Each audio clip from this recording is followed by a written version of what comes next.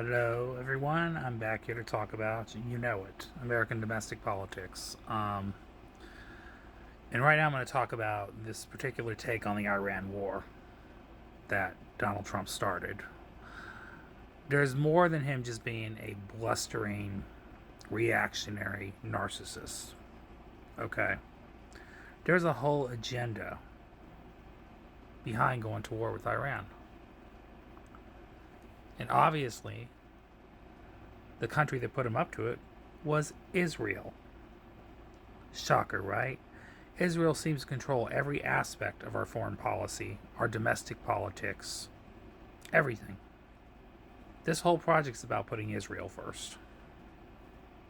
So, to make things worse, Trump was bribed and paid to go to war with Iran. Yes, you heard that right. So I can't prove that otherwise, but I heard from many sources that Israel paid Trump like $300 million to go to war with Iran. Think about that for a minute. Isn't that disturbing?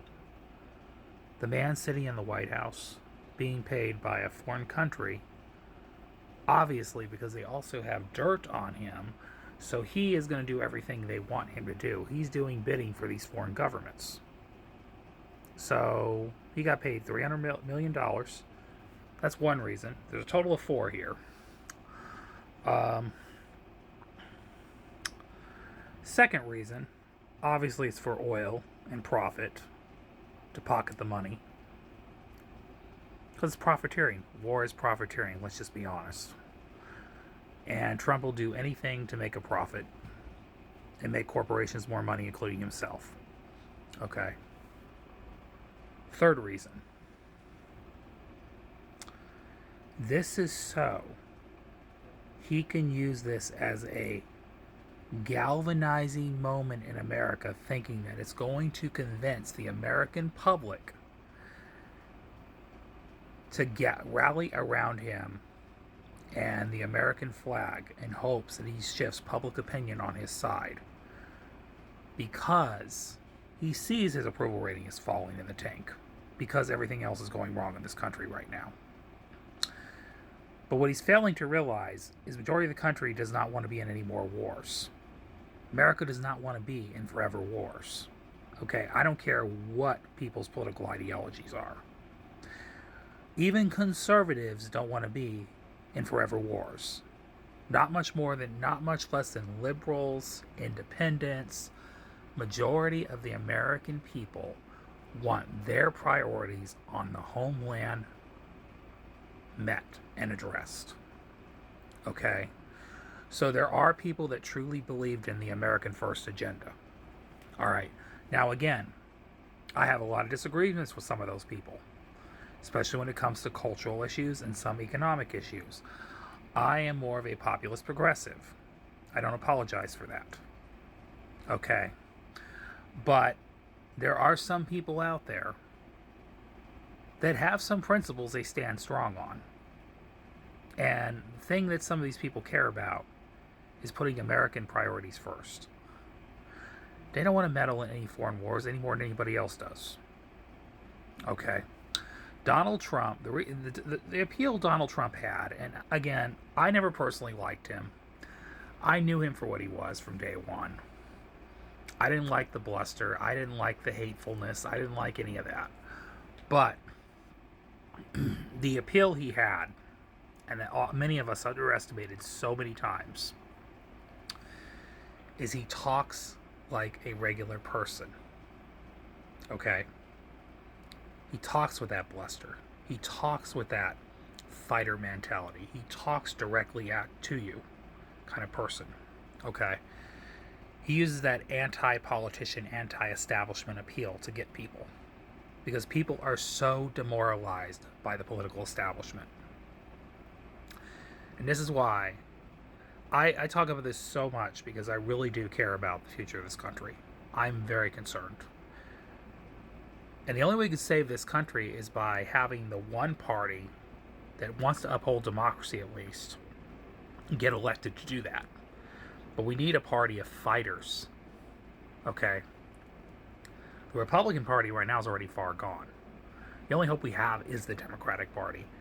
And even they're failing this test. I'm just thankful that the people are the ones pushing back.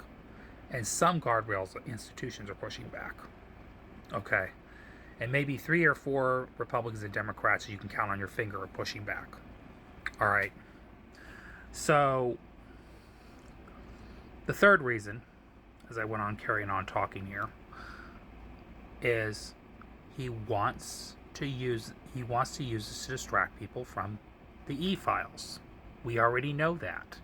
Because there's a lot of unflattering things coming out about his involvement. Okay? And it's much uglier than what we've seen as far as the 2% released. This gets deeper and darker and uglier. And you know he is so ingrainedly involved that it's going to sink his whole presidency. If you think he's unpopular now, if any more iota of dirt comes out about his involvement, you're going to see that approval rating tank down to a record low, the lowest in U.S. history for any U.S. president. Because the American people, I don't care what people's ideological views are, do not like the idea of a grown adult man being involved with trafficking or hurting young girls or children. Okay. People have a special hate for those kind of individuals. And I mean hate, literally. People that go to prison for this have to be put in special prisons because they're afraid, because they will be hurt by other individuals, because people take this so personal, rightfully so, because they think of it could be in their, they think of it as it could be their kid. Okay. So the fourth reason, and the most important one of all, is he wants to use this as an excuse to galvanize public opinion on his side in hopes he can shift the narrative, and possibly because he sees the trajectory is not good for the Republican Party and their re-election chances. It shows overwhelmingly the Democrats will take back the House and the Senate. It's almost a foregone conclusion at this point. But he fears, and he sees that. He thinks there's a way he can stop it by going to war with Iran, causing chaos. And he's effectively sending ICE agents in the streets ahead of time to stop people from protesting this war. And it's going to go into complete effect by April of this year. He's trying to call martial law to stop elections and to stop democracy from happening. Yes, you heard that right. This is something in our lifetime we've never witnessed. Okay? This is something this guy will do. Just like he's building this ballroom in the White House and all this crazy shenanigans, and they're going into secret bunkers and hiding out all these people. Okay, all these elites and wealthy people.